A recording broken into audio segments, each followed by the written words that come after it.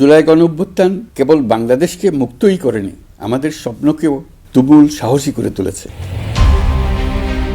শেষ সময়ে ছাত্র জনতার অনুরোধে রাষ্ট্র গঠনে চালকের আসনে বসেছেন নোবেলজয়ী ডক্টর মোহাম্মদ ইউনূস। আওয়ামী লীগ সরকারের পতনের পর দেশ জুড়ে যখন অস্থিতিশীল অবস্থা বিরাজ করছে, তখনই ৮ আগস্ট প্রধান উপদেষ্টা হিসেবে শপথ গ্রহণ করেছেন সারা বিশ্বের পরিচিত মুখ ডক্টর মোহাম্মদ ইউনূস। শেষ সময়ে এসে রাষ্ট্রের হাল ধরেছেন তিনি। রাজনীতি না করেও দেশের মানুষের জন্য উৎসর্গ করেছেন নিজেকে।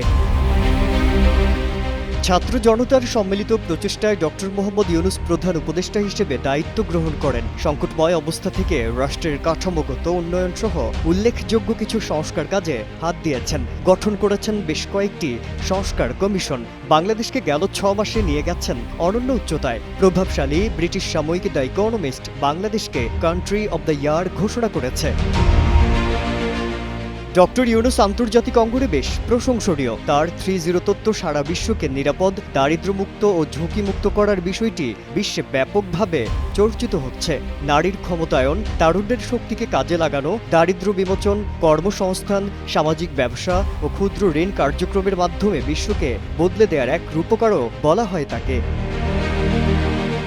ডক্টর মোহাম্মদ ইউনূস তার গ্রামীণ ব্যাংকের চিন্তাভাবনাকে ছড়িয়ে দিয়েছেন সারা বিশ্বে। মার্কিন যুক্তরাষ্ট্রের আরাকানসাস থেকে শুরু করে আফ্রিকা, জাপান, ইউরোপ, এমনকি ভারতেও ক্ষুদ্র ঋণ কার্যক্রমের বিস্তার হয়েছে। বিশ্ব দারিদ্র্য বিমোচনে গ্রামীণ ব্যাংক এক অনন্য অনুকরণীয় মডেল, যার প্রতিষ্ঠাতা নোবেলজয়ী ডক্টর মোহাম্মদ ইউনূস।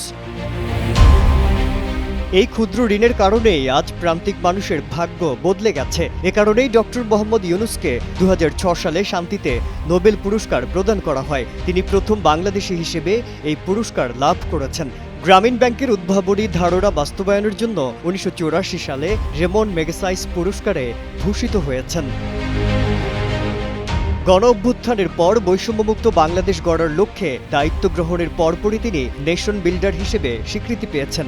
গেল 7 ডিসেম্বর বিশ্বখ্যাত বিজ্ঞান সাময়িকী নেচার এই উপাধি দিয়েছে। সম্প্রতি বিশ্বের মুসলিম দেশগুলোর মধ্যে প্রভাবশালী ব্যক্তির তালিকায় উঠে আসেন ডক্টর মোহাম্মদ ইউনূস।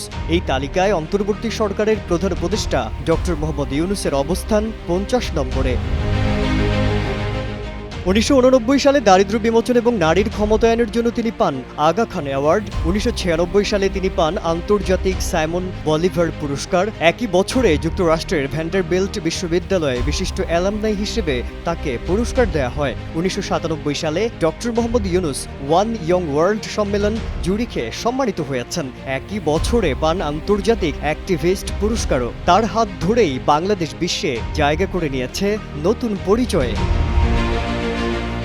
মাজহারুল আলম, কালের কণ্ঠ।